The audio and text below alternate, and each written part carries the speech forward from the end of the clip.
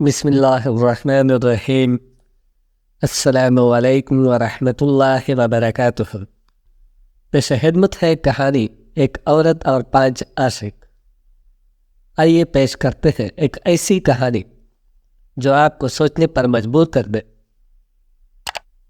تاجروں کے خاندان کی ایک بیٹی کی شادی ایک ایسے مرد سے ہوئی جو سیر و سیاحت کا بہت شوقین تھا۔ ایک مرتبہ وہ سفر پر روانہ ہوا اور طویل عرصے تک اس کی کوئی خبر نہ آئی۔ اس کی بیوی انتظار اور احساس تنہائی کے ہاتھوں تاجر کے ایک نوجوان خبرو بیٹی کی محبت میں گرفتار ہو گئی۔ دونوں ایک دوسرے کی محبت کے اسیر تھے۔ ایک دن اس نوجوان کا کسی آدمی سے جھگڑا ہو گیا۔ اس آدمی نے پولیس میں رپورٹ لکھوائی۔ سربراہ پولیس نے اس نوجوان کو گرفتار کر کے جیل میں ڈال دیا۔ جب یہ خبر تاجر کی بیوی یعنی اس نوجوان کی محبوبہ تک پہنچی تو اس نے اپنے سب سے قیمتی کپڑے ضبطن کیے اور غصے میں آگ بگولا ہو کر سربراہ پولیس کی خدمت میں پہنچی۔ پہلے وہ آداب بجا لائی اور پھر ایک تحریری رنجش پیش کی۔ اس میں درد تھا کہ جس شخص کو قید میں ڈالا گیا ہے وہ میرا عزیز بھائی ہے، وہ بے گناہ ہے، اس کے خلاف جھوٹی شہادتیں پیش کی گئی ہیں، اسے ناجائز طریقے سے قید کیا گیا ہے اور اس کے بغیر میں لوارث ہوں۔ اسی لیے میں یہ درخواست کرتی ہوں کہ اسے جلد سے جلد رہا کیا جائے۔ جب وہ گزارش ولی شہر کی خدمت میں پیش کی گئی تو اس نے ایک نظر عورت پر ڈالی۔ نظر کا کیا ڈالنا تھا کہ وہ اپنا دل کھو بیٹھا۔ ولی شہر نے عورت سے کہا، تم میرے گھر میں ٹھہرو جب تک اس نوجوان کو قید خانے سے منگوائے۔ جب وہ آ جائے گا تو ہم اسے تمہارے ہمراہ بھیج دیں گے۔ اس عورت نے کہا، میرا خدا کے علاوہ کوئی نگہبان نہیں، میں ایک اجنبی عورت ہوں اور کسی نامحرم کے گھر داخل نہیں ہوتی۔ ولی شہر بولا، جب تک میرے گھر نہیں جاؤ گی میں اس مرد کو رہا نہیں کر سکتا، ہمارا تنہائی میں ملنا بہت ضروری ہے۔ وہ عورت جو ولی کا درپردہ پیغام سمجھ رہی تھی بولی، اگر ایسی بات ہے تو آپ میرے گھر تشریف کیوں نہیں لاتے؟ وہاں آپ آرام ہی کر لیں گے اور ہم گفتگو کے لیے بھی وقت نکالیں گے۔ تمہارا گھر کہاں ہے؟ ولی فوراً بولا۔ اس عورت نے اپنے گھر کا پتہ دیا، وقت کا تعین کیا اور بڑی بے نیازی سے آگے بڑھ گئی۔ اس کے بعد وہ قاضی شہر کے پاس پہنچی اور کہنے لگی، اے قاضی، ہمارے نگہبان۔ کیا بات ہے؟ قاضی نے پوچھا۔ اگر آپ میرے بارے میں انصاف کریں گے تو خدا آپ کو اجر عظیم بخشے گا۔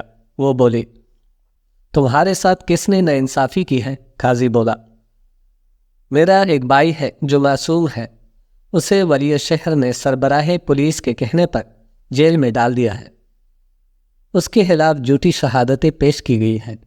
میری آپ سے درخواست ہے کہ اسے رہا کرنے میں میری مدد کرے۔ جب قاضی نے اس عورت کے حسن کو دیکھا تو بس دیکھتا ہی رہ گیا، اس کو اپنے جذبات پر قابو نہ رہا۔ بولا، تم میرے گھر میں میری ملازماؤں کے پاس انتظار کرو، میں ولی کو پیغام بیچ کر تمہارے بھائی کو منگواتا ہوں۔ تمہاری باتوں نے میرا دل مو لیا ہے۔ وہ عورت اس مرد کے دل کا بیت جان گئی، بولی، اگر آپ نے کچھ وقت گزارنا ہے تو میرے گھر آئیے جہاں ملازمہ منحل نہیں ہوگی اور ہم اکیلے میں بات کر سکیں گے۔ تمہارا گھر کہاں ہے؟ قاضی فوراً بولا۔ اس عورت نے اپنے گھر کا پتہ بتایا اور اسے بھی وہی وقت بتایا جو ولی شہر کو بتا چکی تھی۔ اس کے بعد وہ وزیر کی خدمت میں پیش ہوئی اور اسے بھی وہی بتایا۔ وزیر نے بھی اس کے حسن کو دیکھ کر ملاقات کے بہانہ تلاش کیا۔ عورت نے اسے بھی اپنے گھر کی دعوت دی اور اسی وقت بلایا جس وقت اس نے باقی لوگوں کو دعوت دی تھی۔ اس کے بعد وہ بادشاہ کی خدمت میں حاضر ہوئی، اپنی ران کہانی سنائی اور نظر کرم کی گزارش کی۔ بادشاہ وقت نے اس کی باتیں سنی تو اس کا دل محبت کی تیروں سے چھلنی ہو گیا۔ بادشاہ نے پوچھا، تمہارے بھائی کو کس نے قید کیا ہے؟ سربراہ پولیس نے، اس نے جواب دیا۔ بادشاہ نے یہ مشورہ دیا کہ وہ اس کے ساتھ محل میں چلے کچھ دیر آرام کرے تاکہ وہ قاضی کو پیغام بھجوا کر اس کے بھائی کو رہا کروا سکے۔ عورت بولی، یہ آپ کی ذرا نبازی ہے کہ مجھے محل میں آنے کی دعوت دے، لیکن یہ مجھ پر اور بھی احسان ہوگا کہ آپ نچیز کی غریب خانے میں تشریف لائیں۔ مجھے امید ہے کہ آپ میری اس درخواست کو رد نہیں کریں گے۔ بادشاہ نے اس کی دعوت قبول کر لی۔ عورت نے بادشاہ کو اپنے گھر کا پتہ بتایا اور اسی وقت بلایا جس وقت اس نے باقی 3 مردوں کو دعوت دی تھی۔ جب وہ عورت بادشاہ سے باتیں کر کے فارغ ہو گئی تو ایک ترکان کے پاس گئی اور اس سے ایک ایسی الماری بنانے کی درخواست کی جس کے 4 حصے ہو، ہر خانہ دوسرے خانے کے اوپر ہو اور علیحدہ سے کھل سکے۔ پھر اس نے ایسی الماری بنانے کی اجرت پوچھی۔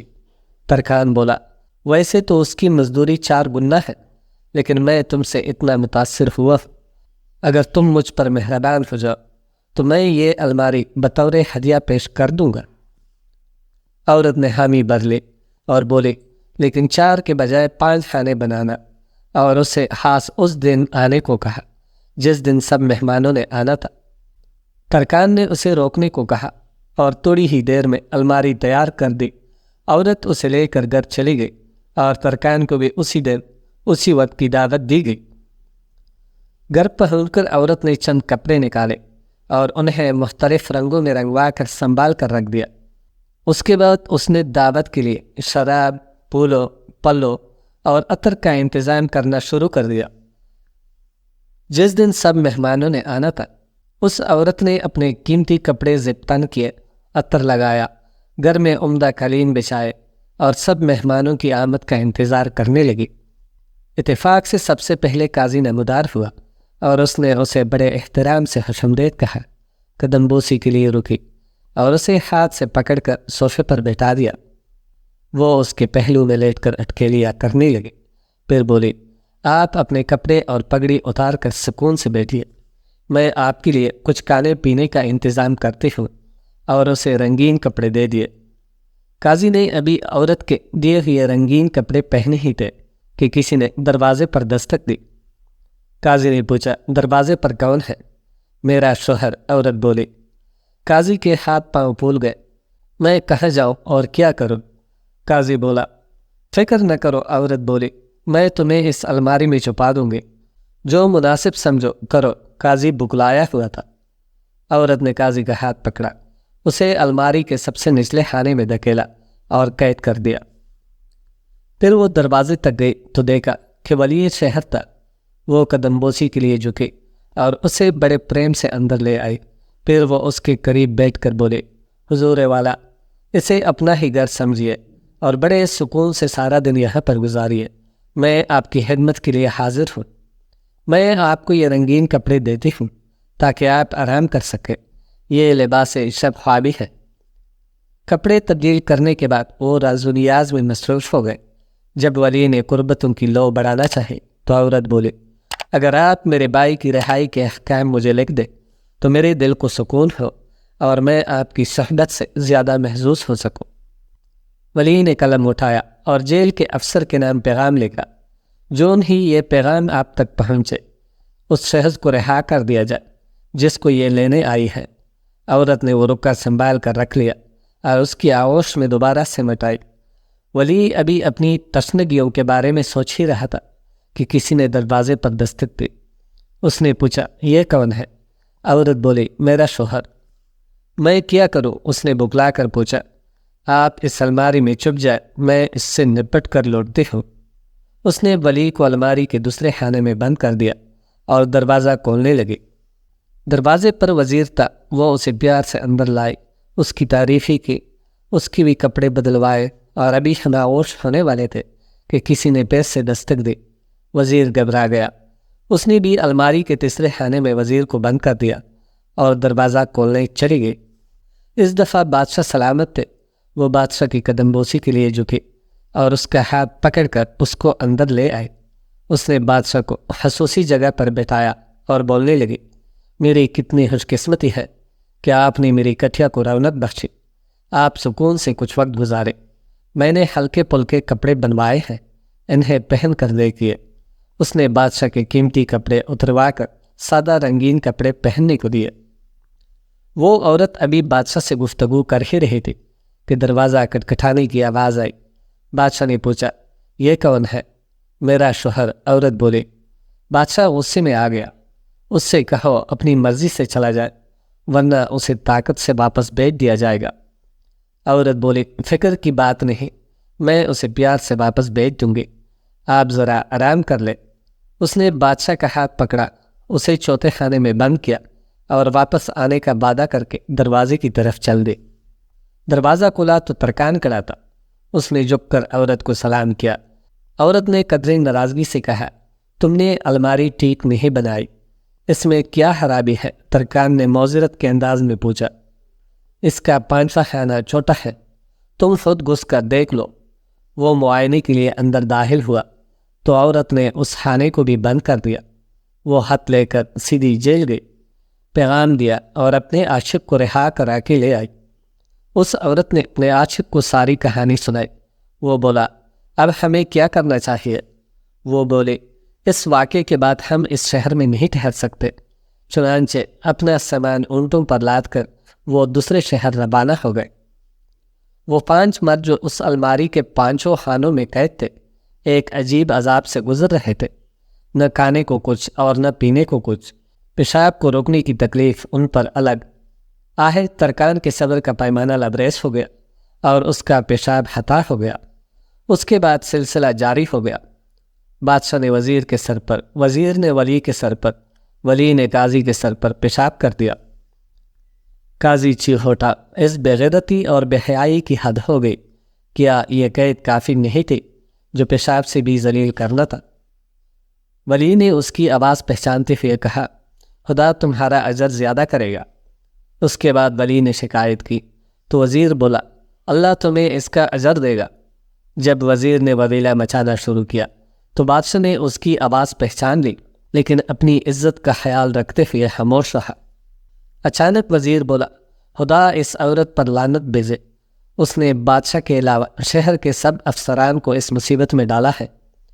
یہ سننا تھا کہ بادشاہ بولا، فکر نہ کرو، میں سب سے پہلے اس کے جال میں پنسا ہوں۔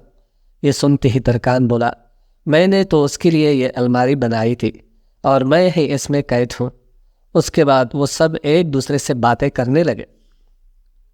جب ہمسایوں نے اس گھر کو ویران دیکھا تو جمع ہو گئے۔ ایک بولا، یہاں ایک عورت رہا کرتی تھی، نہ جانے اسے کیا ہوا، ہمیں دروازہ توڑ کر اندر جانا چاہیے، اس سے پہلے کہ قاضی یا بادشاہ ہمیں لاپرواہی کے الزام میں در لے۔ چنانچہ وہ دروازہ توڑ کر اندر داخل ہو گئے۔ انہوں نے ایک بہت بڑی الماری دیکھی اور انسانوں کی بھوک سے کراہنے کی آوازیں سنی۔ ان میں سے ایک بولا، کیا اس الماری میں بھوت پریت ہے؟ دوسرے نے کہا، ہمیں اس الماری کو جلا دینا چاہیے۔ قاضی نے یہ سنا تو چیخا، ایسا ہرگز نہ کرنا، میں نے کہا تھا اس الماری میں جنات ہیں جو انسانوں کی زبان میں باتیں کرتے ہیں۔ یہ سننا تھا کہ قاضی نے پہلے تلاوت قرآن پاک کی اور اس کے بعد ہمسایوں کو الماری کی قریب آنے کی دعوت دی۔ جب وہ قریب آئے تو وہ بولا، میں قاضی شہر ہوں، یہ میرا نام ہے اور اس الماری میں بہت سے آدمی بند ہیں۔ اس نے سب کا تعارف کروایا، لیکن تم لوگ اس طرح بند کیسے ہوئے؟ ایک نے پوچھا۔ چنانچہ اس نے سب کو کہانی تفصیل سے سنائی۔ یہ سننا تھا کہ ہمسائے ایک ترکان کو بلا کر لائے جس نے اس الماری کو کھولا۔ قاضی، ولی، وزیر، بادشاہ اور ترکان کو رہا کیا گیا۔ جب سب نے ایک دوسرے کو عجیب و غریب رنگین کپڑوں میں دیکھا تو اپنے آپ پر ہنسنے لگے۔ دوستو، امید کرتا ہوں کہ ویڈیو آپ کو پسند آئی ہوگی۔ مزید ایسی ویڈیوز کے لیے ہمارے چینل کو سبسکرائب کر دیں اور ساتھ میں موجود بیل بٹن کو ضرور دبا دیں تاکہ ہماری نئی آنے والی ویڈیو سب سے پہلے آپ تک پہنچے۔ مجھے دیجیے اجازت۔ سائنس و وفا کی تو اگلی بار ایک اور ویڈیو لے کر آپ کی خدمت میں حاضر ہوں۔ شکریہ۔